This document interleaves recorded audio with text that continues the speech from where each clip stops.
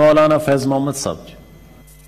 اللہم صلی علی محمد وعلی آل محمد کما صلیت علی ابراہیم وعلی آل ابراہیم انک حمید مجید۔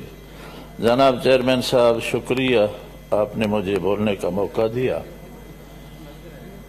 حضور اکرم صلی اللہ علیہ وسلم پر اللہ پاک نے سورۃ توبہ میں آیت نازل فرمائی، اس میں یا ایھا الذین آمنوا انما المشرکون نجس، ایمان والو جو شرک میں ہیں، اللہ کے رسول کو نہیں مانتے ہیں، یہ پلیت ہیں۔ مالک پھر کیا ہے؟ فَلَا يَقْرَبُ الْمَسْجِدَ الْحَرَامَ بَعْدَ عَامِهِمْ هَذَا، اس سال کے بعد آئندہ ان کو مسجد الحرام میں آنے کی اجازت نہیں۔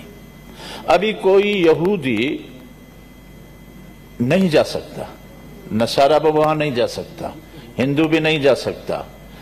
کچھ ایک قادیانی جو فرقہ ہے جن کو پاکستان کے آئین میں یہ غیر مسلم قرار دیے گئے ہیں، یہ اپنے کو احمدی کا کر مسلمان ظاہر کر کے یہ وہاں چلے جانے کی کوشش کرتے ہیں، حالانکہ یہ آئین کے روح سے، جیسے فرمایا ہمارے حزب اختلاف کے لیڈر نے، اب یہ آئین میں لکھا ہوا ہے اور فارم میں بھی یہ ہے کہ ختم نبوت کا وہ قائل ہو۔ ہمارا عقیدہ ہے کہ حضور صلی اللہ علیہ وسلم کے بعد کوئی نبی آنے والا نہیں ہے۔ آپ کو تعجب ہوگا، پاکستان کا پہلا جو وزیر خارجہ تھا ظفر اللہ، یہ کلات کے احمد یار خان سے ملا فرانس کے اندر۔ احمد یار خان، ہم تمہاری ریاست کو فرانس بنا دیں گے اور پیرس بنا دیں گے، تم ہمارے لیے کام کرنے کی اجازت دے دو۔ تو احمد یار خان نے کہا سنو، اگر حضور صلی اللہ علیہ وسلم خود تشریف لائیں اور مجھے کہیں احمد یار خان میرے بعد یہ نبی ہے، میں نہیں مانوں گا۔ وہ کہا اچھا، نبی کی بات کہا، سنو بات میری، یہ ہے لا نبی بعدی، ایک خبر ہے، میرے بعد کوئی نبی نہیں آئے گا۔ میں سمجھوں گا حضور صلی اللہ علیہ وسلم میرا امتحان کر رہے ہیں، شرعی حکم نہیں ہے کہ اس میں تبدیلی آئے، ایک خبر ہے اور حضور کی خبر غلط نہیں ہوتی۔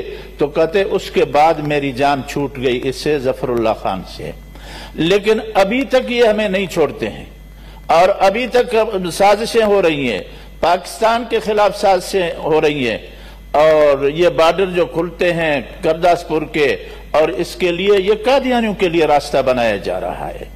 ہم یہ چاہتے ہیں کہ جناب تشریف لائے ہیں وزیر مذہبی امور، ان سے انہوں نے اخباری بیان دیا تھا، لیکن یہ آدمی ظاہر ہو جائیں کون ہیں۔ پہلے بھی اس طرح ہوا، اب بھی ہماری یہ گزارش ہے کہ ان کو ظاہر کریں۔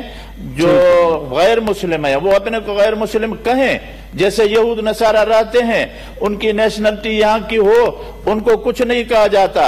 حضور صلی اللہ علیہ وسلم نے فرمایا جو یہودی نصارہ غیر مسلم اسلامی ملک کے اندر رہیں تو دماؤہم کا دمائنا، اموالہم کا اموالنا، آرازہم کا آرازنا، ان کے خون کی وہی قیمت ہے جو ایک مسلمان کے خون کی قیمت ہے، ان کے عزت کی وہی قیمت ہے جو مسلمان کی عزت کی قیمت ہے، اور اس کے لیے جو ہے، اس کے لیے ان کے خون کا، ان کے مال کا، عزت کا وہی معاملہ ہے۔ لیکن جو اپنے کو چھپا کر مسلمان کہے اور مرتد ہیں، اور یہ ان کے متعلق میں گزارش کروں گا کہ کیوں ان آدمیوں کو ظاہر کریں۔ آج ہماری گزارش یہی ہے کہ مسئلہ طے شدہ ہے کہ یہ غیر مسلم ہیں، لیکن یہ کون ایسے کر رہا ہے، اس کے لیے پوری قوم کے اندر پریشانی ہے، طیش ہے، کیوں آئین کے ساتھ اس طرح مذاق ہوتا ہے۔ جی ٹھیک، اس پہ اور کون